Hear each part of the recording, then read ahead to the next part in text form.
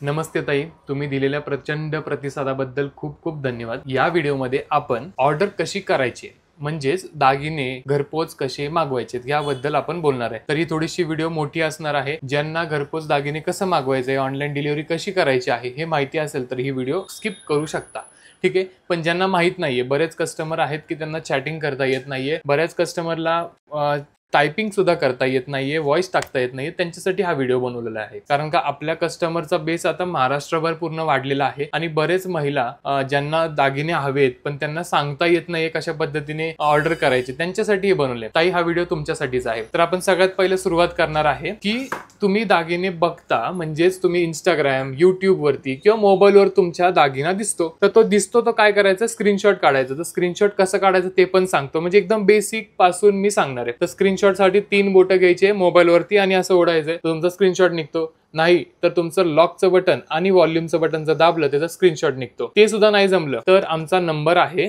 Number पुन्हा एकदा पाठ करून घ्या, 744, परत एकदा 744 50 50 744 एकदम बेसिक व्हिडिओ बनवणार आहे मी। याच्यामध्ये काय करायचं आहे, नंबर सेव्ह करायचा आहे, व्हॉट्सअपला जायचंय, व्हॉट्सअप ओपन केल्यानंतर त्या नंबरवरती तुम्ही व्हॉइस टाकू शकता। साईडला एक माईक सारखं चिन्ह असतं, ते माईकला जर तुम्ही दाबलात तर ते माईक दाबून तुम्ही बोलू शकता। असे अनेक कस्टमर बोलून आम्हाला सांगतात, त्यांचा पत्ता सुद्धा बोलून सांगतात जर त्यांना टाईप करता येत नसेल तर तुम्ही काय करायचंय, तर याचा स्क्रीनशॉट काढायचा आहे, दागिन्याचा फोटो काढायचा आहे, स्क्रीनशॉट काढायचा आहे आणि तो काढल्यानंतर आमच्या नंबरला पाठवायचा आहे। तर मी पहिला मुद्दा लिहिलेला आहे इथं, स्क्रीनशॉट काढायचा आहे किंवा फोटो काढायचा आहे। पाहू शकता, स्क्रीनशॉट काढायचा आहे, फोटो काढायचा, हा पहिला मुद्दा आहे, तो आम्हाला पाठवायचा, म्हणजे आम्हाला कळेल की काय घ्यायचंय नेमकं, तुम्हाला हवंय काय आहे, ह्या गोष्टी आम्हाला कळतील, ठीक आहे। की ह्याच्यानंतर तुम्हाला तिथं लिहिलेलं असतं की बाबा या वस्तूची किंमत 100 रुपये आहे, या वस्तूची किंमत 500 रुपये आहे। ती 500 रुपये तुम्ही आम्हाला ह्या गुगल पे नंबरवरती म्हणजेच 744 744 50 50 वरती पेमेंट करू शकता। निश्चिंत राहू शकता पेमेंट करण्यासाठी, ठीक आहे। तर पेमेंट करताना तुम्ही काय करायचं आहे, त्या वस्तूची किंमत आणि शिपिंग चार्जेस, म्हणजे शिपिंग म्हणजे काय, तुम्हाला घरपोच पोहोचवण्याचे खर्च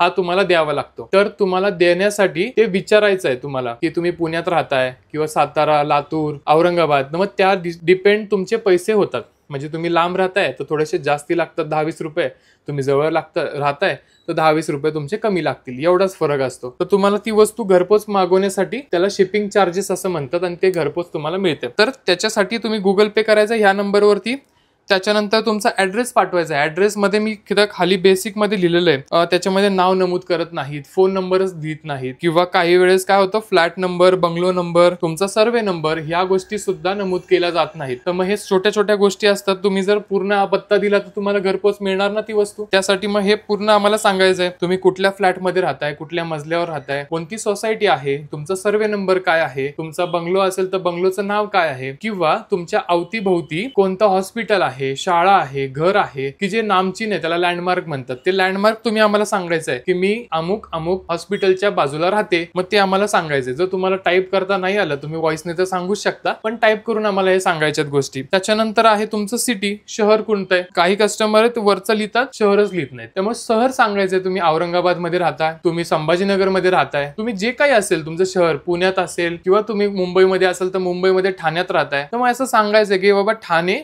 वेस्ट, ठाणे ईस्ट असं सांगायचंय। त्याच्यानंतर स्टेट म्हणजेच आपलं महाराष्ट्र, तुम्ही महाराष्ट्रात राहत असेल तर महाराष्ट्र, सुरत मध्ये राहत असेल तर सुरत। त्याच्यानंतर तुमचा महत्वाचा असतो तो पिनकोड, 6 अंकी पिनकोड येतो, पिनकोड हा तुम्ही सांगायचा आहे। हे सगळं झालं ऍड्रेस संदर्भातल्या गोष्टी। हे पूर्णपणे माहिती द्यायची, नाव, फोन नंबर, तुम्ही राहताय कसं, फ्लॅट वगैरे, जवळपासची खूण, तुमचं शहराचं नाव, तुमच्या गावाचं नाव, महाराष्ट्र असेल तर महाराष्ट्र, आणि मग तुमचा पिनकोड, एकदम बेसिक मध्ये सांगतोय मी। त्याच्यानंतर डिलिव्हरी चार्जेस काय असेल ते ऍड करायचे, तुमचे जे शिपिंग आहे ते ऍड करायचे। त्याच्यामध्ये वस्तू काय घेतली तुम्ही, समजा 500 रुपयाची घेतली, 500 प्लस 60 रुपये समजा तुमची शिपिंग असेल, किंवा 80 रुपये तुमची शिपिंग असेल, 100 रुपये शिपिंग असेल, तर वस्तूची किंमत अधिक पोहोचवण्याचे खर्च हे तुमचं शिपिंग त्याच्यामध्ये ऍड करून या नंबरला पेमेंट पाठवायचंय। आणि एक सगळ्यात महत्वाची गोष्ट, जर तुम्ही 1000 रुपयाच्या वरती खरेदी करत असाल, तुमचं टोटल बिल 1000 रुपयाच्या वरती होत असेल, तर तुम्हाला आमच्याकडून डिलिव्हरी चार्जेस फ्री राहत। तुम्हाला फक्त दागिन्याचे पैसे द्यायचे किंवा तुम्हाला जे हवंय त्याचे पैसे द्यायचे,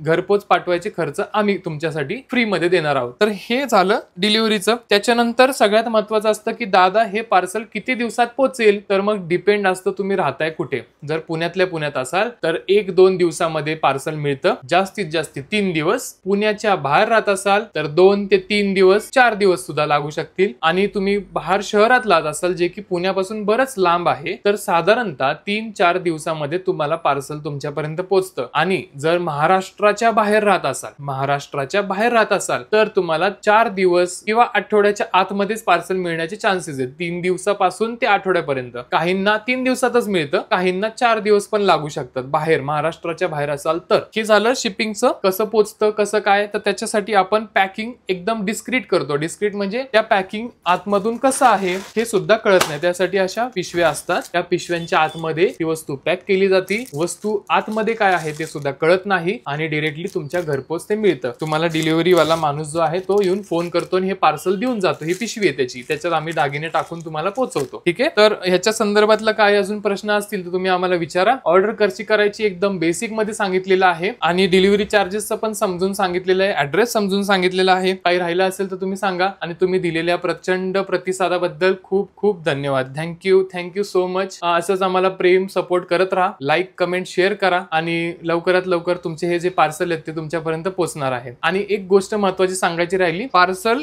पोचण्याचे टायमिंग 2 ते 3 दिवस असं का होतं तर कधी वेळेस शनिवार येतो, मध्ये रविवार येतो, कधी मध्ये रक्षाबंधन येते. अशा गोष्टींना थोडासा डिले होऊ शकतो. म्हणजेच एखादा सण आला, रविवार शनिवार आला तर थोडंसं डिलिव्हरी स्लो असते. म्हणून हे समजून घेण्यासाठी हा व्हिडिओ केलेला आहे. आणि अनेक प्रश्न तुमचे सुटले असतील, कसं करायचं ऑर्डर ते पण सुटले असतील. काही नाही समजलं तर कॉल करा, व्हॉइस रेकॉर्डर तर आहेच. अशा अनेक गोष्टींना सपोर्ट देण्यासाठी मी आहेच. थँक्यू.